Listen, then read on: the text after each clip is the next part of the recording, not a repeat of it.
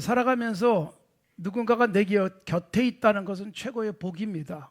그리고 곁에 있을 뿐만 아니라 내가 어려운 순간에 어떻게 결정할지를 가이드해 줄 수 있다면 그보다 더 좋은 일이 어디 있겠습니까? 가장 슬프고 안타까운 일은 아직 어린아이인데 아무도 옆에 없다는 것입니다. 혼자일 수밖에 없는, 그래서 외롭고 그리고 도움도 받지 못하고 가야 될 길도 찾지 못하는 상태에 있는 것이 가장 슬프고 안타까운 일일 것입니다. 그런 일들이 여전히 우리 사회 속에 있습니다. 우리가 그런 것들을 관심 갖고 돌보는 일들은 매우 중요합니다. 또 저 북녘 땅에도 우리의 손길이 필요한 사람들이 너무나도 많다는 것을 기억하면서 더 많이 기도했으면 좋겠습니다. 자, 오늘 이스라엘 즉 야곱이 이 땅을 떠나면서 요셉에게 축복한 내용, 49장에서 12지파를 향한 축복이 나오지만 그 중에 48장에서는 중요한 축복을 요셉에게 먼저 합니다. 그 축복의 두 가지, 그런데 이것은 하나와 같습니다. 그것이 뭐냐 하면 하나님이 함께 하시기를 바란다. 함께 하시는 하나님이 길을 인도해 주기를 바란다. 그래서 함께 하심과 인도하심입니다. 여러분, 살아가면서 내 곁에 누군가가 있다는 것은 복이고, 더군다나 내 곁에 있으면서 나로 하여금 어디로 가야 될지, 무엇을 해야 될지 그때그때마다 정확한 선택을 해줄 수 있다면 얼마나 좋겠습니까? 하나님께서 우리에게 오늘 최고의 함께 곁에서 위로자 되어 주실 뿐만 아니라 우리의 길을 인도해 주실 성령을 보내주신 것입니다. 그래서 아무도 없어도 내 곁에 성령께서 위로도 하시고 격려도 하시고 순간순간 깨닫게 하셔서 바른 선택하게 하시는 복이 있기를 바랍니다. 자, 오늘 본문 말씀, 야곱의 축복, 하나님이 함께 하기를 바란다. 여러분, 혼자 있는 것은 고독, 외로움, 이것은 매우 슬픈 일입니다. 거의 죽음과 같은 일일 수도 있습니다. 자기의 고독함을 달래줄 사람이 아무도 없을 때, 둘러봐도 나에게 시선조차 주지 않고 어디다 전화할 수도 없는 그런 외로움에 처했다면 그보다 더욱더 안타까운 일이 어디 있겠습니까? 그래서 하나님께서는 그 백성들에게 하나님이 함께 하신다는 징표로 옆에 좋은 사람들 주시는 거예요. 하나님은 나와 함께 계셔. 아무도 없어도 난 괜찮아. 이렇게 말하지 마십시오. 하나님이 나와 함께 하시는 최고의 복은 뭐냐? 옆에 좋은 사람들 주시는 거고, 더 나아가서 내가 누군가에게 좋은 사람 되어주는 것입니다. 그래서 하나님이 나와 함께 하시면 내 곁에 좋은 사람들이 있어요. 아울러 내가 그런 은혜를 누리고 그런 감격 속에 살아가면 누군가가 외로운 사람이 있을 때 곁에 가서 친구가 되어주고 위로자가 되어주는 것입니다. 교회 생활은 하나님이 함께 하심을 옆에 있는 성도들을 통해서 느끼는 거예요. 저는 여러분, 성도 여러분들이 제 곁에 있어서 행복합니다. 그리고 저도 여러분 곁에 늘 있기를 원합니다. 여러분들이 필요할 때 제가 힘이 되어드리고 싶습니다. 제가 여러분이 제 곁에 있기에 항상 위로를 받고 힘을 얻습니다. 하나님이 나와 함께 하시는구나. 이걸 언제 느끼는가 하면 내가 힘든데 누군가가 제게 문자 보내줘서 위로를 해주고, 누군가와 같이 밥을 먹으면서 힘을 얻고, 이건 하나님이 저와 함께 하심을 아주 구체적으로 보여주고 있는, 그리고 저로 하여금 느끼게 하는 은혜인 줄로 믿습니다. 성도 여러분들도 우리 성도들과 함께 교제하면서 주님이 당신으로 말미암아 하나님이 함께 하심을 내게 느끼게 하는군요 라고 서로 고백할 수 있었으면 좋겠습니다. 여러분, 바울 사도는 주님만 바라보고 살았던 정말 신약 성경 속의 최고의 사역자로 이름을 남겼어요. 그러나 바울 사도는 외로움을 많이 타는 사람이었습니다. 그래서 그 곁에 늘 누가 있었습니다. 혼자일 때가 없어요. 바울이 첫 번째 전도여행 바나바와 함께 떠납니다. 마가 요한이 옆에 같이 갑니다. 근데 중간에 마가 요한이 실패하고 돌아가니까 마가 요한 다시는 보고 싶지 않다라고 말할 만큼 옆에 있어주는 사람에 대한 그 신뢰, 그리고 그것을 통해서 오는 기쁨을 누리는 사람이었어요. 두 번째 선교여행에서는 바울과 실라가 함께 떠납니다.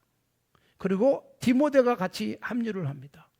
바울 사도의 마지막 서신에 보면 내 곁에 지금 누가가 있다. 로마 옥중에 있을 때였어요. 근데 내 옆에 누가가 있다. 이걸 밝히면서, 그러면서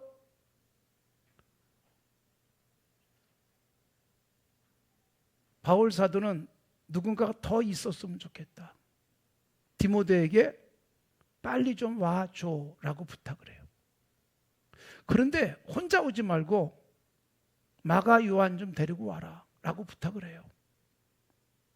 그래서 혼자 있는 것이 굉장히 힘들었던 바울 사도. 그런데 외롭지 않았던 것은 하나님이 곁에 계심을 사람을 통해서 증명을 해 주셨던 것입니다. 누군가가 내 옆에 있는 것 최고의 복입니다. 외로움은 가장 불행한 일입니다. 다윗도 일상 살면서 하나님을 전적으로 의지했던 사람이에요.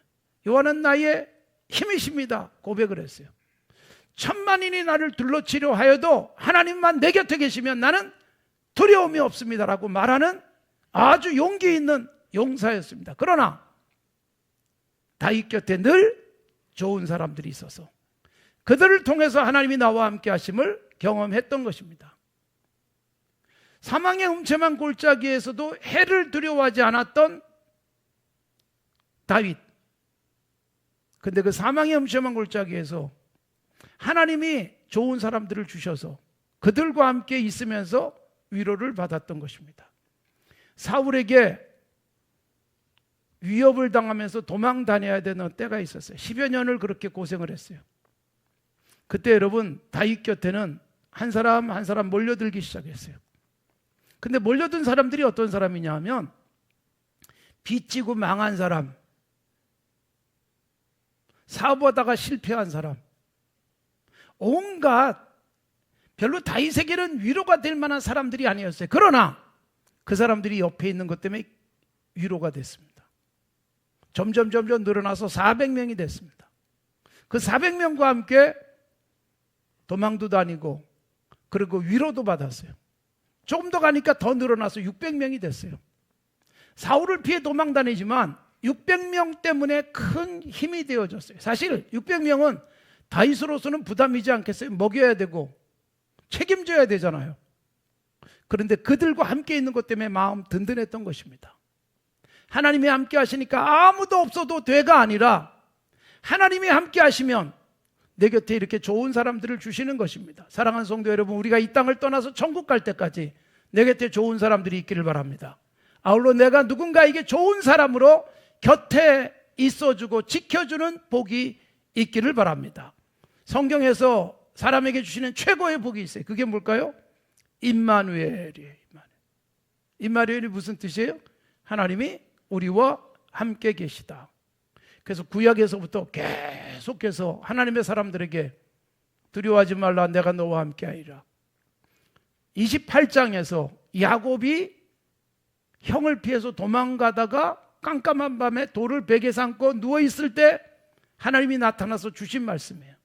여러분 굉장히 중요한 말씀은 28장에서 야곱에게 하나님이 나타나셔서 두려워하지만 내가 함께 있을게 너를 떠나지 않을게 라는 말씀을 하셨는데 야곱이 왜 도망가야만 했어요? 형이 무조건 죽이려고 쫓아온 게 아니에요. 야곱의 잘못이 컸어요. 형의 축복을 가로채기 위해서 아버지를 속였어요. 그리고 그것이 탄로나자 도망을 간 거예요. 하나도 잘한 게 없어요. 그런데 그런 야곱이 도망가는데 하나님이 나타나 주세요. 그리고 위로해 주세요. 그래서 이걸 뭐라고 말하는가? 은혜라고 말하는 것입니다. 하나님이 나타나셔가지고 야 이 녀석아 너 그렇게 야근수 쓰고 남의 거 빼앗고 너 그렇게 살면 되겠니라고 야단친 게 아니라 내가 너와 함께 할 것이다. 두려워하지 말아라.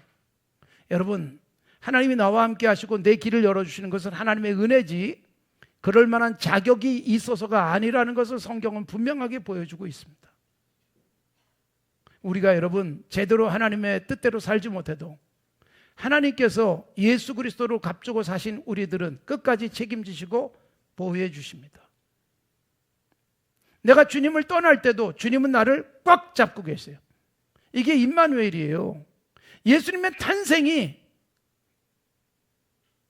굉장히 피상적으로 느껴지던 하나님의 함께 하심을 구체적으로 느끼게 해준 거예요. 매우 드라마틱한 사건이에요. 하나님이 사람이 돼가지고 이 땅에 오신 거예요. 이사야 7장 14절의 말씀을 마태복음이 인용하면서 예수님이 탄생하신 것을 임마누엘 하나님이 우리와 함께 계시다. 그래서 하나님이신 그분이 사람으로 오셔서 곁에 있는 거예요. 같이 웃어주시고 같이 울어주시고 같이 밥 먹고 같이 잠자고, 그래서 하나님이 우리와 함께 하심을 가장 확실하고도 구체적으로 표현해 준 것이 예수님이 이 땅에 오신 사건이었습니다. 사랑하는 성도 여러분, 오늘도 주님이 내 곁에 계시는 은혜가 있기를 바랍니다. 주님이 내 곁에서 나를 위로해 주시고 용기를 북돋아 주시는 복이 있기를 바랍니다. 이스라엘이 여러분 바벨론 포로로 잡혀가서 멸망을 해요. 요즘 새벽에 예레미야서를 하고 있습니다만 예레미야서에 나와 있는 말씀들이 그런 것들을 우리에게 분명히 보여주는 것입니다. 그런데 이스라엘의 멸망을 에스겔 선지자는 뭐라고 그려주고 있는가 하면 성전이 환상 속에 보여요. 성전에서 하나님의 영광이 문지방을 건너서 밖으로 나가버리는 거예요. 이게 뭐예요? 이스라엘의 멸망이에요. 하나님이 그들의 성전에 계시다가 떠나버리시는 거예요. 이때 이스라엘은 무너져요. 하나님이 도무지 거하실 수 없는 상황을 만들어버린 이스라엘에게서 하나님이 떠난 것 같아요. 그러나 하나님이 떠난 것 같지만 그 백성들을 지키고 계시는 거예요.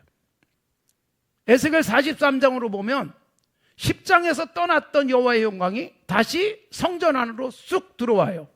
영광이 들어오는 것, 이걸 통해서 이스라엘의 회복을 우리에게 보여주고 있는 것입니다. 그리고 에스겔의 제일 마지막 48장 35절에 보면 이제 이후로 그곳 이름 즉 예루살렘을 여호와 삼마라 하리라. 여호와 삼마의 뜻이 뭐예요? 여호와께서 거기 계시다 라는 뜻이에요. 여호와께서 거기 계시다. 그러니까 하나님이 거기 계시면 이스라엘은 그 분과 함께 있으면서 안전할 수 있다는 것입니다. 하나님은 그 백성들이 아무리 못된 짓하고 하나님을 등을 돌리고 떠나도 하나님은 잡고 계세요.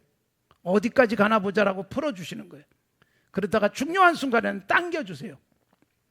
우리 강아지하고 산책을 하면 목줄을 메고 가잖아요. 근데 이 목줄이 마음대로 늘어납니다. 뭐 한 5m까지 쭉 늘어나요. 강아지가 가고 싶은 대로 그냥 줄을 풀어주면 가요. 근데 여러분 위급한 순간이 되면 줄만 땡기면 강아지는 제 곁으로 와요. 아니면 제가 줄을 이제 감으면서 곁으로 가면 강아지와 가깝게 있는 거예요. 때로는 하나님을 등지고 멀리 떠날 때도 있어요. 우리가. 그때도 하나님은 어떻게 해요? 우리와 연결된 줄을 끊지는 않아요. 중요한 순간에 땡기기도 하고, 땡겨도 안 올 것 같으면 하나님이 오세요. 강아지랑 다니면서 아침마다 이제 새벽기도 끝나면 이제 산책을 하고 제 아내를 운동시켜주기 위해서 제가 다니는데 강아지가 꼭 같이 다니는 거예요. 그 강아지의 줄 굉장히 좋습니다. 그게 제게 은혜를 줘요. 때로는 아예 줄을 풀어놓을 때도 있어요. 위험할 수 있잖아요. 그런데 줄을 풀었을 때는 뭐예요? 마음의 줄이 있어요. 언제든지 시선을 놓지 않습니다. 강아지가 위험할 것 같으면 바로 가서 안아주는 거죠. 이게 하나님과 우리와의 관계예요. 하나님은 내가 하나님을 등지고 떠나도 놓지 않습니다. 그래서 야곱이 못된 짓하고 도망을 가는데 두려워하지 마, 내가 너와 함께 있을 거야. 사실 우리에게는 엄청난 위로가 되는 거예요. 아, 내가 하나님 앞에 잘못해서 하나님은 나와 함께 하지 않는가 보다라고 생각할 수는 있지만 그때 반드시 하나님은 거기 계시는 거예요. 그래서 손만 뻗으면 주님은 내가 잡을 수 있어요. 그런데 내가 뻗으니까 잡는 것 같은데 이미 주님은 나의 목덜미를 콱 쥐고 안 놓고 계시는 거예요. 함께 하시면 절대로 변하지 않습니다. 예수님이 승천하시면서 제자들에게 하신 말씀이 뭐예요? 마태복음 28장 20절에서 내가 세상 끝날까지 너희와 함께 있을 것이다. 그러니까 여러분, 예수님이 제자들에게 주셨던 은혜의 말씀 중에 가장 귀하고 중요한 말씀은 예수님이 이 땅에 오신 것이 임마누엘, 하나님 우리와 함께 하시면 이 땅을 떠나면서 역시 임마누엘이에요. 내가 너희와 세상 끝날까지 함께 있을 거예요. 그리고 주님이 가세요. 그런데 여러분, 가신 게 아니에요. 성령이 임합니다. 그리고 제자들 가슴속에 주님이 나와 함께 있다는 것을 확실하게 느끼게 합니다. 주님이 눈에 보이지 않지만 보이지 않는 그 줄로 나를 확실하게 붙들고 있고 나와 함께 하시면서 내가 위험에 처하면 빨리 달려와 주시고 내가 웃고 기뻐하고 즐거워하는 시간에 주님도 빙그레 웃어주시는 바로 그런 삶을 살게 하시는 하나님이라는 것입니다. 사랑하는 성도 여러분, 우리 곁에 주님이 계심을 느끼며 승리하시기 바랍니다. 예배를 끝날 때마다 제가 축도를 하잖아요. 고린도후서 13장 13절의 말씀에 주 예수 그리스도의 은혜와 하나님의 사랑과 성령의 교통하심이 너희 무리와 함께 있을지어다. 이게 최고의 복이에요. 성부, 성자, 성령 하나님이 항상 우리와 함께 있는 것, 이거보다 더 큰 복은 없어요. 내가 그렇게 의지하던 부모님도 세상을 떠납니다. 내가 그렇게 사랑하던 사람도 내 곁을 떠날 수 있습니다. 그러나 성부, 성자, 성령 하나님은 항상 우리 곁에 있을 줄로 믿습니다. 그래서 우리는 담대하게 살아가는 것입니다. 우리는 절대로 주님이 그 줄을 놓지 않고 계심을 생각하며 승리할 수 있다는 것을 말씀하고 있습니다. 바울 사도가 로마까지 가기 위해서 굉장히 애를 썼어요. 드디어 로마로 가는 길이 열려요. 로마에 재판을 받기 위해서 죄수의 입장에서 떠납니다. 그러나 사도행전 27장에 보면 로마로 가던 배가 파선을 합니다. 풍랑 속에 배는 다 깨져버립니다. 그런데 여러분, 그 속에서 담대하게 외친 사람이 바울 사도예요. 내가 섬기는 하나님의 사자가 어젯밤에 내 곁에 서서 말씀해 주셨다. 두려워하지 말라. 한 사람도 생명에 손상을 입지 않을 것이다. 그러니까 여러분, 모든 사람들이 276명이 타고 있었는데 그 중에 바울 사도는 죄수의 모습으로 있었어요. 그러나 하나님이 그에게 나타나셔서 276명의 생명을 보장해 주시는 약속을 하시잖아요. 그러니까 여러분, 어떤 형편이든지 내 곁에 계시는 거예요. 그리고 바울 사도가 디모데후서 마지막 서신을 쓰면서 주께서 내 곁에 서서 나에게 힘을 주신다. 어떤 상황에서도 주님은 내 곁에 계신다는 것입니다. 사랑하는 성도 여러분, 오늘도 주님이 내 곁에 계심을 믿음으로 바라볼 수 있길 바랍니다. 주님이 내 곁에 계심을 깨우쳐 주기 위해서 내게 아내를 주시고 남편을 주시고 부모를 주시고 자녀를 주시고 친구를 주시고 이웃을 주시고 함께 교회에서 공동생활할 수 있는 성도들을 주셨습니다.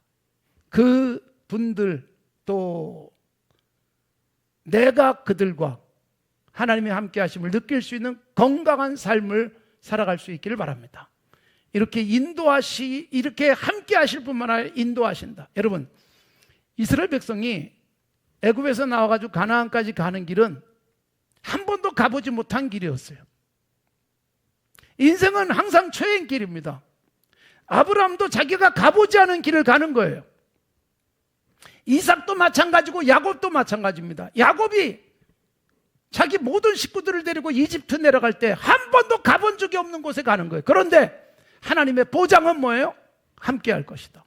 한 번도 가보지 못한 곳이지만 함께 하면서 길 열어줄게, 인도해 줄게. 걱정하지 마. 처음 가는 길이라고 긴장하지 마. 내가 인도해 줄 것이다. 그리고 여러분, 출애굽을 할 때 하나님의 인도하심을 매우 중요하게 우리에게 보여주고 있습니다. 하나님께서 함께 하시고 인도해 주시는 분, 하나님께서 내 곁에 계시면서 내 인생을 마무리할 때까지 절대로 놓지 않을 그분을 우리들이 바라볼 수 있기를 바랍니다. 북한에서 탈출해가지고 우리나라에 오거나 또는 미국에 가거나 제3국에 가는 사람들이 있어요. 탈출해서 나올 때 무모하게 탈출하지 않습니다. 상당히 많은 사람들이 안내자를 통해서 찾아오게 되어져요. 그 안내자를 만나면 길을 인도해줘요. 어떻게 해야지 안전하게 갈 수 있을지. 우리 아버지가 어머니와 함께 38선을 넘어서 월남을 하셨습니다. 그때 이야기를 굉장히 흥미진진하게 우리 아버지 살아계실 때 많이 들었어요. 우리 어머니는 더 재밌는 이야기꾼이 돼가지고 저한테 얼마나 재밌게 얘기를 해주셨는지 몰라요. 38선을 넘어올 때 전쟁 전이거든요. 땅 막아서 오가지 못하게 할 때 여러분 그 길을 뚫고 나오는 게 쉽지 않았어요. 돈을 주고 안내자를 삽니다. 북쪽에서 남쪽으로 넘어오는 길을 너무나도 잘 알아요. 안내를 잘 해줍니다. 그래도 여러분 그 안내를 받다가 한번 붙잡혀가지고 몹시 매도 맞고 그리고 다시 돌아가도록 했지만 또다시 시도해서 결국 남쪽에 내려왔습니다. 우리 아버지의 용기 있는 행동으로 제가 여기 있습니다. 여러분 그때 안내자, 너무나도 잘하는, 길을 잘하는 안내자는 매우 중요한 거예요. 사실 부모님이 자녀들에게는 함께 하시는 분, 그리고 안내해 주는 역할을 하잖아요. 그러나 언제까지 그것을 계속할 수는 없어요. 함께 있다가 떠나야만 되고 안내해 주다가 어느 순간부터는 더 이상 안내할 능력도 없고 그리고 그럴 수 없는 환경에 처할 수 있어요. 그러나 하나님께서는 언제든지 나를 푸른 초장으로 인도하시고 쉴만한 물가로 인도해 주시는 분인 줄로 믿습니다. 그러다가 결국 우리로 하여금 넉넉하게 베드로후서 1장에 의하면 예수 그리스도의 영광의 나라에 들어가게 하실 것이다. 사랑하는 성도 여러분, 우리와 함께 하시는 하나님 믿음으로 바라보십시오. 절대로 놓지 않고 계시는 하나님, 그리고 우리의 길을 인도하시는 하나님. 돌아보니까 하나님이 이렇게 인도하셨군요. 이게 느껴질 때가 많아요. 내가 그때 안 간 길들이 있어요. 내가 그때 못 간 길들이 있어요. 그게 좀 아쉬웠지만 그때 못 가게 되고 안 가게 된 그 길은 내 길이 아니었구나. 결국 하나님이 인도하셔서 이 길로 오게 하셨구나. 이게 감격 속에 느껴지는 거예요. 사실 어린 시절에 공부하기도 굉장히 힘들었던 때가 있었어요. 그러나 그때마다 하나님께서 생각지도 못했던 사람들을 통해서 위로해 주시고 은혜를 주셨어요. 그리고 여기까지 오게 하셨어요. 이 학교로 가게 하시고 저 사람 만나게 하시고 이 교회 가게 하시다가 정말 제게는 감격스러운 날은 1994년 12월 달에 산정익교회 오게 된 것이었습니다. 여러분들은 저를 만나는 복을 누렸습니다. 별로 복이라고 느끼지 않는 것 같습니다. 저는 여러분을 만나는 복을 누렸습니다. 하나님이 이렇게 인도해 주셔서 만나게 하시는 거예요. 신비한 만남은 계속 있습니다. 당신에게로 나를 인도했구나. 이게 느껴질 수 있잖아요. 사실 한 남자와 한 여자가 만나서 결혼하는 것은 이 만나는 과정이 내가 거기 없었다면 못 만났을 텐데 이런 거 있잖아요. 내가 그때 그곳에 없었다면 당신을 지금같이 이렇게 아내로 삼고 살 수 없었을 텐데 라고 느껴지는 게 있어요. 그게 뭐예요? 하나님의 인도하심으로 우리는 생각하는 거예요. 그래서 하나님이 짝지어 주신 사람으로 알고 감사하면서 평생을 살아가는 것입니다. 이 감사와 기쁨이 없으면 삶이, 그리고 이런 인도하심에 대한, 그리고 이렇게 함께 하심에 대한 신앙이 없으면 내 관계는 언제든지 망가질 수 있어요. 절대로 나를 놓지 아니하시고 그리고 끝까지 인도해 주시는 그분을 따라가는 복이 있기를 바랍니다. 자, 하나님은 함께 하시면서 인도해 주세요. 그런데 문제는 뭐예요? 하나님이 함께 하시고 인도하신다고 생각을 하지만 나는 내 멋대로 갈 수 있어요. 민수기 9장에 보면 하나님의 함께 하심을 가장 기가 막히게 길지 않게 표현해 주고 있는 게 있어요. 하나님의 불기둥과 구름기둥이잖아요. 그런데 구름기둥이 가다가 딱 멈추면 이스라엘도 다 멈추는 거예요. 그리고 텐트를 치고, 그리고 살림거리를 다 꺼내놓고, 그래서 머물게 돼요.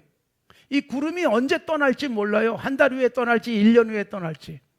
그러나 머물러 있으면 그냥 거기서 사는 거예요. 그러다가 갑자기 구름 기둥이 움직이면 이스라엘은 다 싸가지고 짊어지고 다시 떠나야 되는 거예요.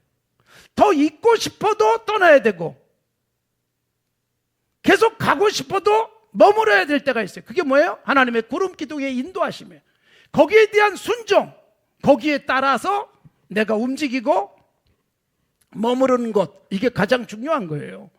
하나님 우리를 끝까지 인도하세요. 그러나 문제는 뭐예요? 내가 등지고 가는 거예요. 그러나 아까 말씀드렸죠? 등지고 가지만 놓지 않고 계세요. 요한복음 10장에 보면 예수님이 선한 목자라고 표현되어져 있어요. 양들은 목자의 음성을 알고 따라가야 된다. 이게 안전한 양들의 모습이에요. 예수님이 가시면 예수 믿는 우리도 그분을 따라가는 거예요. 목자를 따라가는 양처럼. 그런데 목자를 따라가는 양들이요, 앞에 양이 목자를 보고 가고 그 뒤에 양은 그 양을 보고 따라가는 거예요. 저 뒤에서는 목자가 잘 안 보여도 앞에 가는 양무리들이 쭉 가는 대로 따라가는 거예요. 우리가 여러분 사실은 예수님 따라가자, 이게 쉽지가 않아요. 그래서 우리는 어떻게 하는 거예요? 예수님을 따르는 어떤 사람들을 보고 따라가는 거예요. 우리에게 주기철 목사님이, 장기려 장로님 같은 분들이 그런 분들이에요.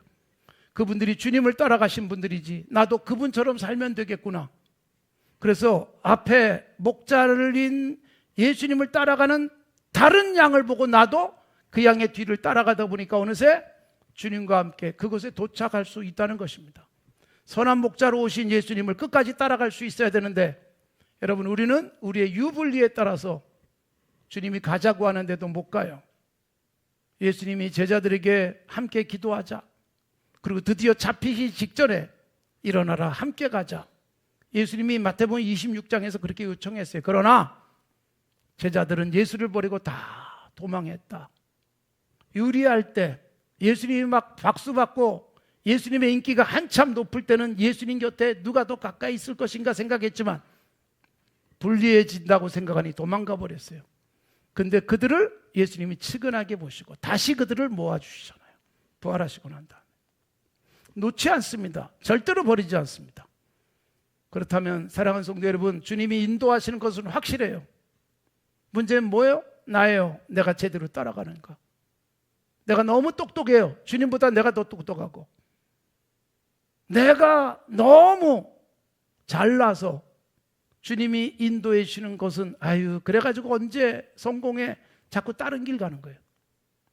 요한계시록 14장에 보면 천국에 들어간 14만 4천 명, 아주 상징적인 숫자가 있어요. 그들의 모습은 어떻게 살아왔느냐? 어린 양이 어디로 인도하든지 따라가는 자, 그렇게 되어 있어요.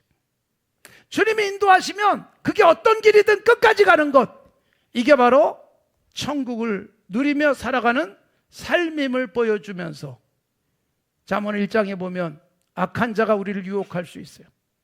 따라가지 마라. 돈이 된다고 말하고 빠른 길이라고 말할 때 따라가지 마라. 주님이 우리를 인도하는 대로 가자라고 말씀하고 계시는 것입니다. 사랑하는 성도 여러분, 저는 31년 전에 산조교회 부임하고 지금 31년 동안 주님이 인도해 주셨음을 믿습니다. 산조교회로 인도하시고 한 해 한 해 함께 하시면서 인도해 주신 주님 덕분에 저는 여기 존재하고 있습니다. 더 거슬러 올라가면 나에게 좋은 인도자가 되어줬던 좋은 선생님들을 만났습니다. 목사가 될 수 있는 길을 열어줬습니다. 그분들을 고마워하면서 따라왔어요. 이제 사랑하는 성도 여러분, 우리도 주님 제대로 따라가시고 무엇보다도 더 나아가서 내가 누군가의 곁에 가서 외롭지 않게 해주고 누군가의 길을 열어주는 복된 삶을 사시기를 바랍니다. 140년 전에 선교사들이 이 땅에 왔습니다. 언더우드 아펜젤러 선교사가 왔어요. 아이들이 죽고 이 땅에 묻어야 되는 고통과 아픔도 겪은 선교사들이 우리에게 하늘나라로 가는 길을 안내해 주었잖아요. 우리와 함께 있기 위해서 병원도 짓고 학교도 만들고, 그러면서 우리에게 오늘의 이 나라를 살아갈 수 있도록 길 열어준 거예요.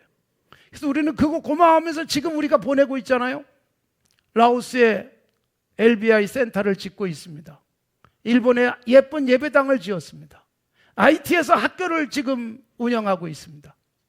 이슬람권에 있는 사람들을 위해서 센터를 세우고 사역하고 있습니다. 이게 뭐예요? 찾아가서 함께 있어주는 거예요. 그들이 가야 될 하나님 나라로 인도해 주는 역할, 우리가 받았기에 이제는 우리가 주는 삶을 살아가고 있는 것입니다. 사랑하는 성도 여러분, 하나님의 함께하심, 인도하심 바라보며 지금까지 오셨는데, 앞으로도 그렇게 살 뿐만 아니라 우리가 누군가에게 옆에 동행자가 되어주고, 그리고 누군가에게 인도자가 되는 놀라운 복이 있길 바랍니다. 특별히 우리 자녀들에게 아빠가 가신 길, 엄마가 가신 길 나도 따라가면 되지라는 믿음을 제대로 심어주면서 건강한 믿음의 가정도 갖고 가시기를 바랍니다.